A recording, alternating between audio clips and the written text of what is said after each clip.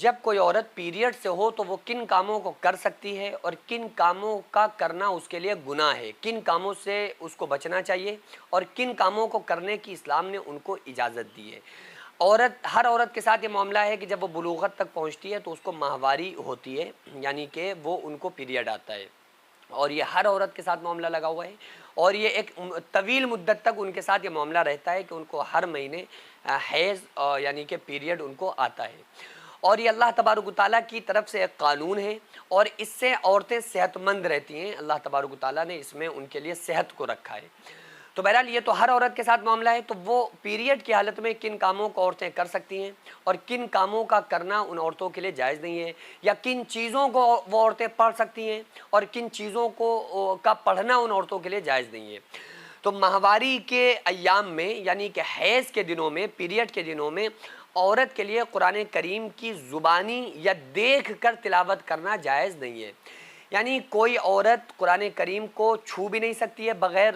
استر کے، یا بغیر بستے، بغیر جزدان کے، بغیر غلاف کے۔ عورت کا پیریڈ کی حالت میں قرآن کو چھونا بھی جائز نہیں ہے۔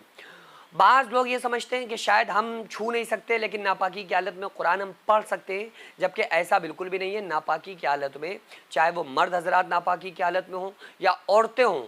تو نہ ہی ناپاکی کی حالت میں قرآن کا پڑھنا جائز ہے اور نہ ہی اس کا چھونا جائز ہے، یعنی چھو بھی نہیں سکتے، اور زبانی طور پر بن دیکھے قرآن کا پڑھنا بھی جائز نہیں ہے۔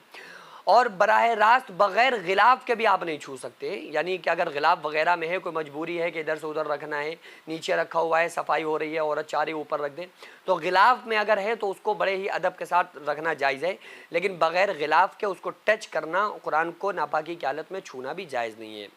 اس کے علاوہ نماز پڑھنا ناپاکی کی حالت میں جائز نہیں ہے، روزہ کوئی عورت ناپاکی کی حالت میں نہیں رکھ سکتی، جائز نہیں ہے۔ اس کے علاوہ عمرے پہ، حج پہ گئی ہوئی جو عورتیں اگر ان کو پیریڈ آ جائے تو وہ طواف نہیں کر سکتی ہیں، طواف کرنا ان کے لیے ناپاکی کی حالت میں جائز نہیں ہے۔ اس کے علاوہ کسی وجہ سے مسجد میں داخل ہونا، یہ بھی عورتوں کے لیے اس وقت جائز نہیں ہوگا جب وہ ناپاکی کی حالت میں ہو۔ اس کے علاوہ شوہر سے ملاپ کرنا، یعنی کہ شوہر سے ہم بستری کرنا، یہ بھی حرام ہے۔ جب کوئی عورت پیریڈ سے ہو تو شوہر کے ساتھ بھی ہم بستر نہیں ہو سکتی ہے، اور قریب آ سکتی ہے، اور ہم بستری کے علاوہ باقی پاس میں لیٹنا، بیٹھنا، اس کو بوسہ لینا، ٹھیک ہے، یہ تمام کاموں میں کوئی پرابلم نہیں ہے، لیکن خصوصی طور پہ ہم بستری کا کرنا ناپاکی کی حالت میں جائز نہیں ہے، کیونکہ اللہ تبارک و تعالیٰ نے قرآن کریم میں ارشاد فرمایا وَيَسْأَلُونَكَ عَنِ الْمَحِيضِ، کہ جب یہ آپ سے حیض کے بارے میں سوال کریں، قل، تو آپ کہہ دیں ہوا اذی، وہ ناپاکی ہے۔ یعنی ناپاکی کیا ہے؟ وہ جو بلیڈنگ ہے اس کو اللہ تبارک و تعالیٰ نے فرمایا، چونکہ وہ ایک عورتوں کے صحت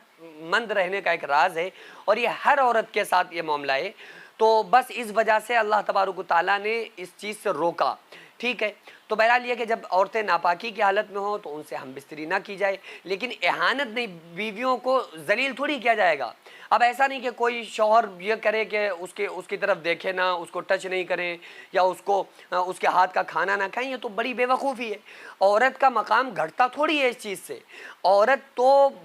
یہ تو ہر عورت کے ساتھ یہ معاملہ ہے۔ اگر کوئی شوہر اپنی بیوی کو اس وجہ سے تنگ کر رہا ہے، یا اس کے ہاتھ کا کھانا نہیں کھا رہا ہے، یا اس کے پاس لیٹنے میں اس کو گھن آ رہی ہے، اگر کسی شوہر کو یہ پریشانی ہے، تو پھر وہ یہ تصور کرے کہ اس کی بہنیں، اس کی مائیں، اور جو بھی اس کے لوگ ہیں، سب کے ساتھ یہ معاملہ ہے، سب کے ساتھ یہ معاملات ہیں۔ تو بہرحال ان کے ساتھ ایسا بھی ہے بالکل نہ کیا جائے کہ انہیں ایسا محسوس ہو کہ وہ یہ سوچنے پہ مجبور ہو جائیں کہ بھئی یہ کیا پریشانی ہے۔ تو ان عورتوں کے ہاتھ کے پکے ہوئے کھانے میں بھی کوئی پرابلم نہیں ہے، بالکل جائز ہے۔ عورتوں کے پاس لیٹنا یہ بھی جائز ہے، سوائے ہم بستری کے، ہم بستری نہیں کر سکتے۔ اس کے علاوہ بیوی سے محبت سے بات کرنا، ان کو گلے سے لگانا، ان کو بوسہ لینا، یہ تمام کام جائز ہیں۔ اور عورتیں ناپاکی کی حالت میں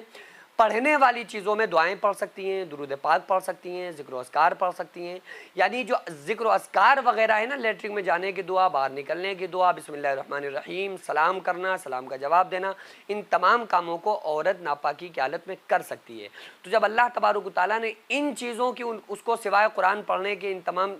اچھے اور کاموں کو کرنے کی اجازت دی ہے، تو ظاہر سی بات ہے وہ اس کو کھانا بنانے کی اجازت کیوں نہیں ہوگی؟ تو یاد رکھیں کہ عورتیں ان تمام کاموں کو کر سکتی ہیں۔ قرآن کریم کا ناپاکی کی حالت میں چاہے وہ مرد ہو یا عورت ہو، اگر ناپاک ہے تو نہ اس کا پڑھنا جائز ہے نہ اس کا چھونا جائز ہے۔ جو مدرسہ آپ دیکھ رہے ہیں یہ لیڈیز مدرسہ ہے، جس کی زمین کو میں نے اپنا کھیت بیچ کر جس کو خریدا اور 1 منزل تک بنانے کا فی الحال ارادہ ہے، انشاءاللہ بنا لوں گا، لیکن اس کے بعد اس میں کروڑوں روپے کا خرچ ہے۔ آپ لوگوں سے گزارش ہے زیادہ سے زیادہ اس میں تعاون کریں، اللہ تبارک و تعالیٰ اس کا اجر آپ کو 70 گنا آخرت میں، 10 گنا دنیا میں، اور مرنے کے بعد قیامت تک اللہ تعالیٰ اس کا ثواب آپ کو عطا فرمائے گا۔